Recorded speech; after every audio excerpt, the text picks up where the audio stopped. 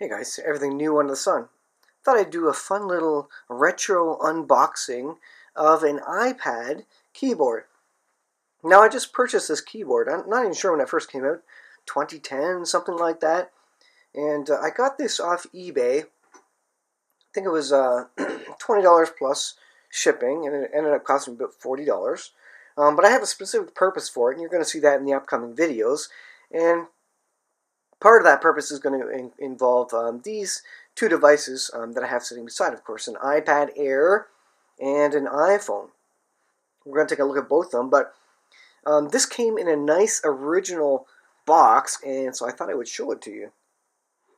So here is a look as if you were to purchase it off the shelf at Best Buy, 8 years ago. On the side it has a nice little Apple logo. The back side of it is just keyboard dock, and then it shows you exactly what you're going to get.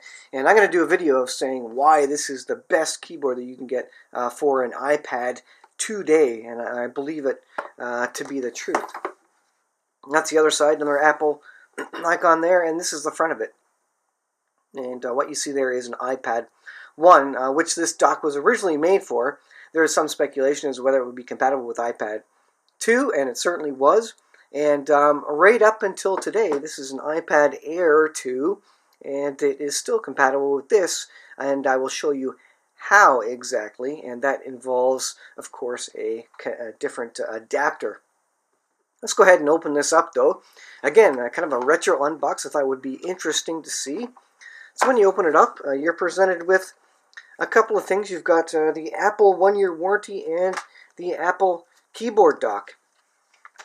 And so it goes and tells you how to use it. You got to take the plastic off it. It comes with a dock connector, etc. It's a full little manual. It's a good number of pages. And then once you get that out, you're left with this. And this actually came with the original plastic on it, the original wrapping. So in terms of a retro unbox, I mean, it's almost like a brand new keyboard. So it's kind of interesting. Let's go ahead and take this off.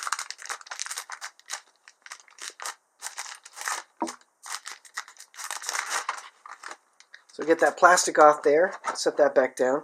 What we're going to do is actually, let's just set this box to the side. And there is the keyboard right there. This was fairly clean. I think it had been from a smoker's house or something. It kind of smelled like a little bit of smoke. But as you can see, very, very nice, pretty clean. What I like about this is it's quite a heavy keyboard, so it's very sturdy. It's meant to support the iPad 1 and to make sure the weight doesn't tip it over. It comes with a 30-pin connector. What I like about it is it has all the iOS keys.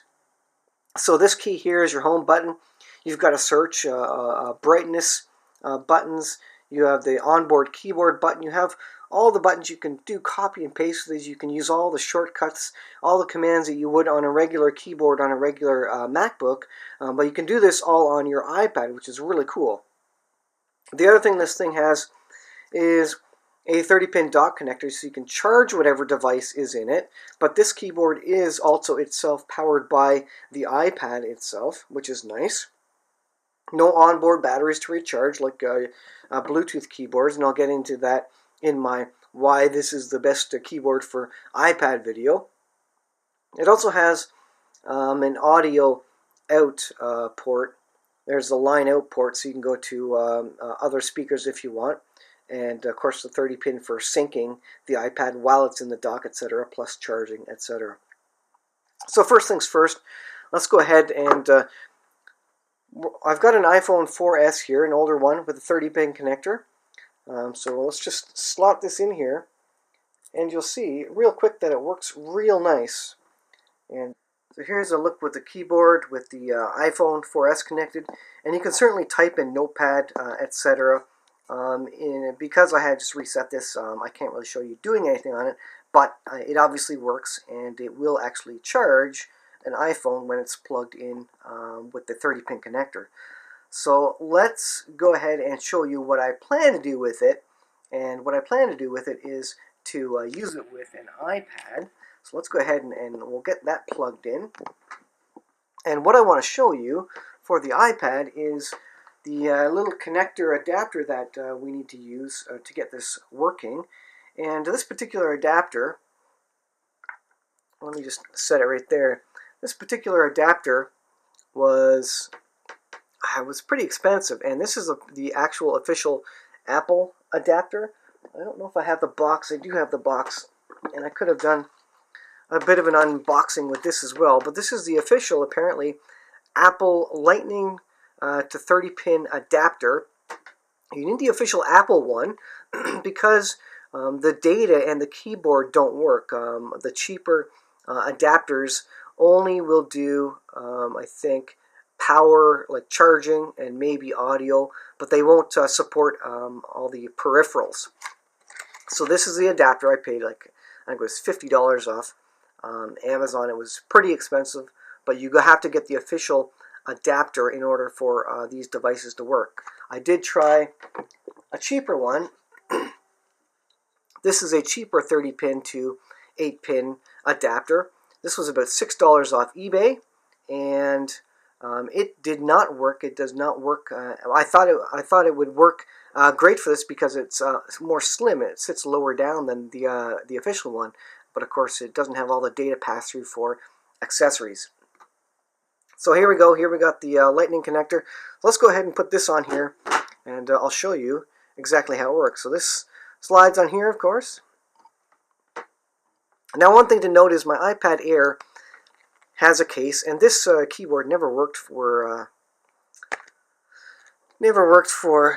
iPads with any case on them. So let's slide this down. It will lean back and rest on here. So let me just go ahead and get this to a notepad so we can look at it. Alright, so what we'll do is we'll go ahead and open up Notes on here.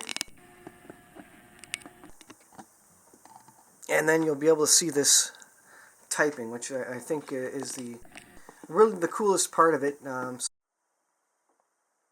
I'll go ahead and touch on screen.